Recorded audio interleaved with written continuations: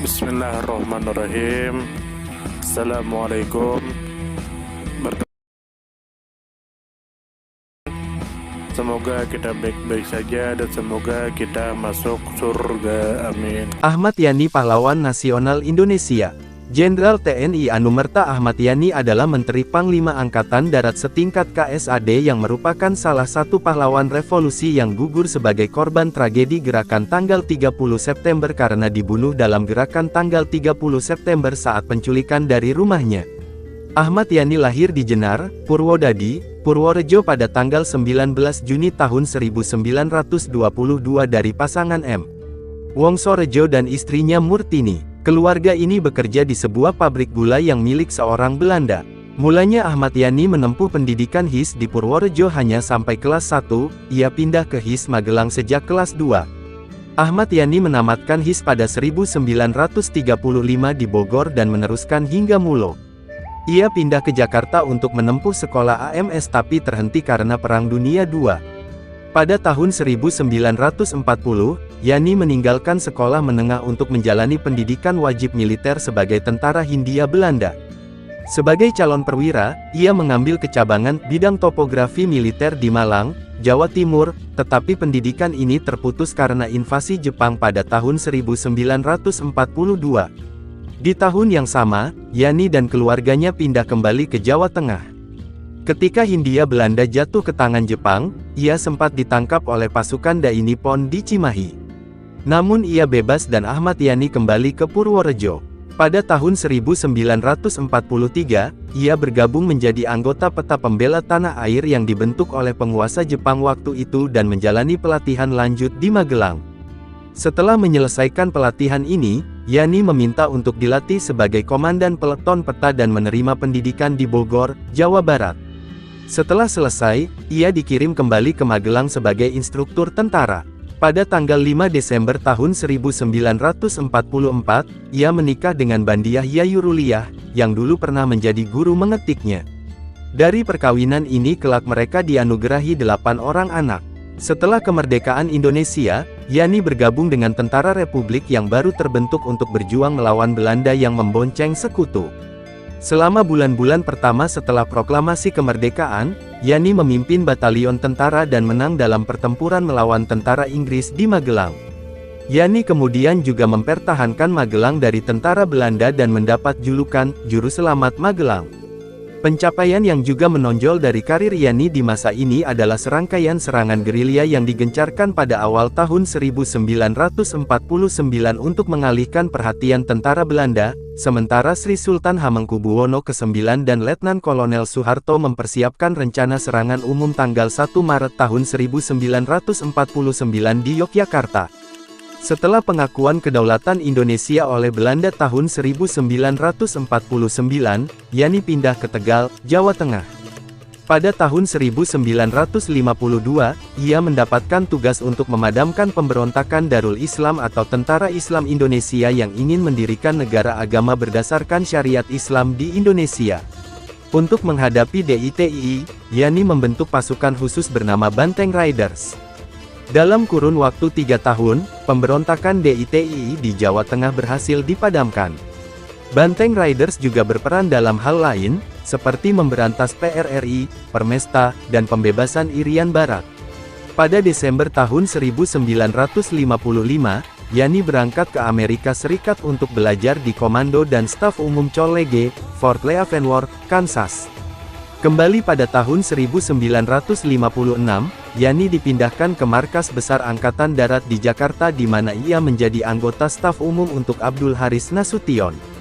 Di Markas Besar Angkatan Darat, Yani menjabat sebagai asisten logistik Kepala Staf Angkatan Darat sebelum menjadi wakil Kepala Staf Angkatan Darat untuk organisasi dan kepegawaian.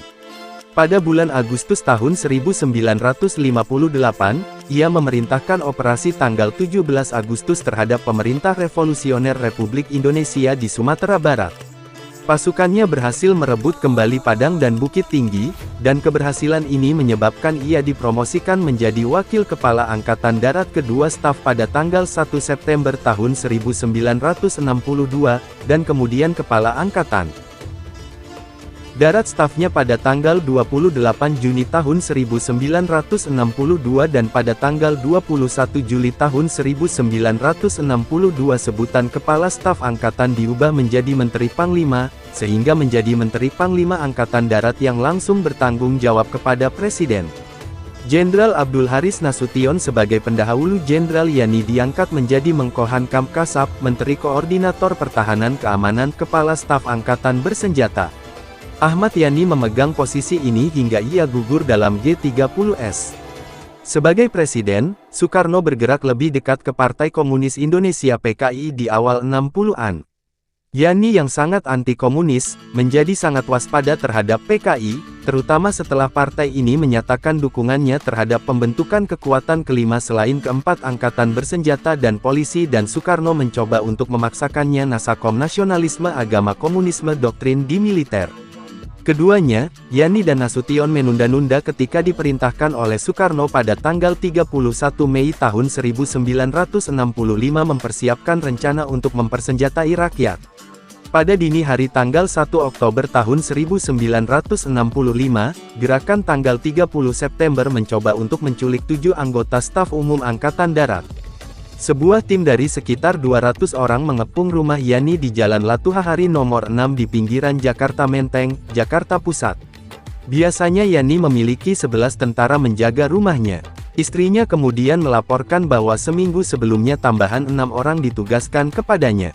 Orang-orang ini berasal dari Komando Kolonel Latif, yang diketahui Yani, adalah salah satu komplotan utama dalam Komando Gerakan tanggal 30 September. Menurut istri Yani, orang-orang tambahan tersebut tidak muncul untuk bertugas pada malam itu. Yani dan anak-anaknya sedang tidur di rumahnya sementara istrinya keluar merayakan ulang tahunnya bersama sekelompok teman-teman dan kerabat. Dia kemudian menceritakan bahwa saat ia pergi dari rumah sekitar pukul 23, ia melihat seseorang duduk di seberang jalan seakan menjaga rumah di bawah pengawas. Dia tidak berpikir apa-apa pada saat itu, tetapi setelah peristiwa pagi itu ia bertanya-tanya berbeda. Juga, dari sekitar jam 9 pada malam tanggal 30 September ada sejumlah panggilan telepon ke rumah pada interval, yang ketika menjawab akan bertemu dengan keheningan atau suara akan bertanya apa waktu itu. Panggilan terus sampai sekitar pukul 1 dan Ahmad Yani mengatakan dia memiliki firasat sesuatu yang salah malam itu. Yani menghabiskan malam dengan beberapa pertemuan. Pukul 7 malam ia menerima seorang kolonel dari Koti, Komando Operasi Tertinggi. Jenderal Basuki Rahmat, Komandan Divisi di Jawa Timur, kemudian tiba dari markasnya di Surabaya. Basuki datang ke Jakarta untuk melaporkan kepada Yani pada keprihatinan tentang meningkatnya aktivitas komunis di Jawa Timur. Memuji laporannya, Yani memintanya untuk menemaninya ke pertemuan keesokan harinya dengan Presiden untuk menyampaikan laporannya. Ketika para penculik datang ke rumah Yani dan mengatakan kepadanya bahwa ia akan dibawa ke hadapan Presiden, ia meminta waktu untuk mandi dan berganti pakaian.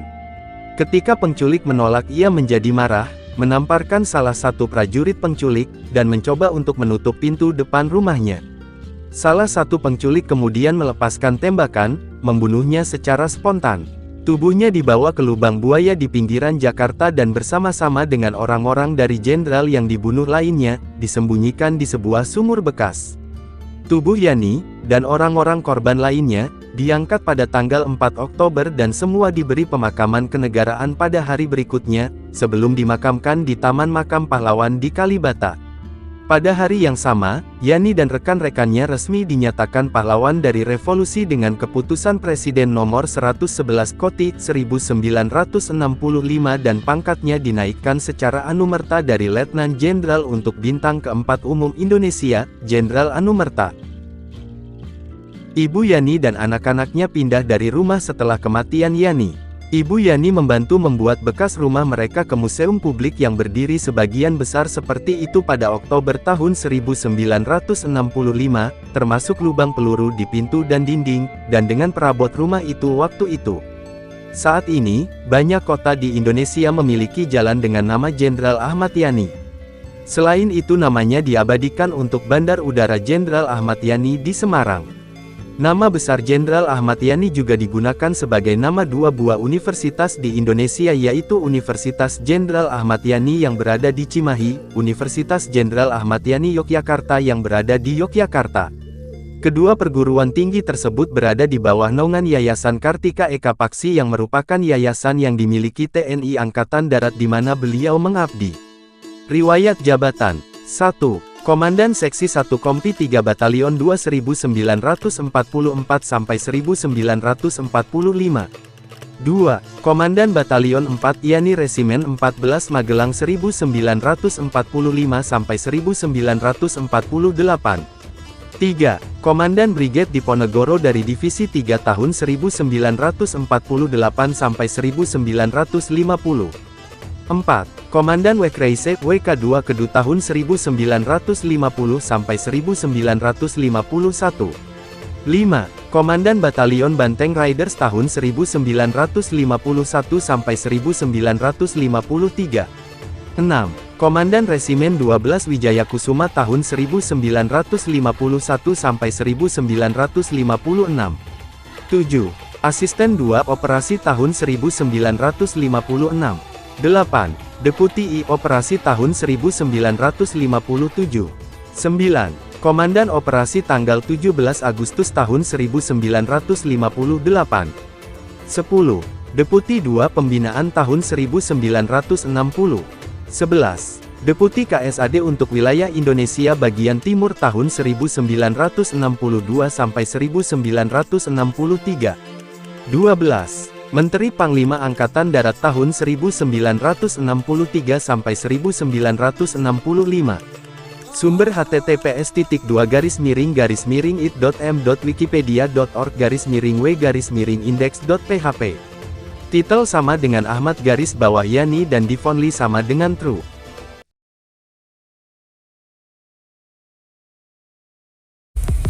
Terima kasih banyak. Mohon maaf jika ada salah. Semoga kita masuk surga.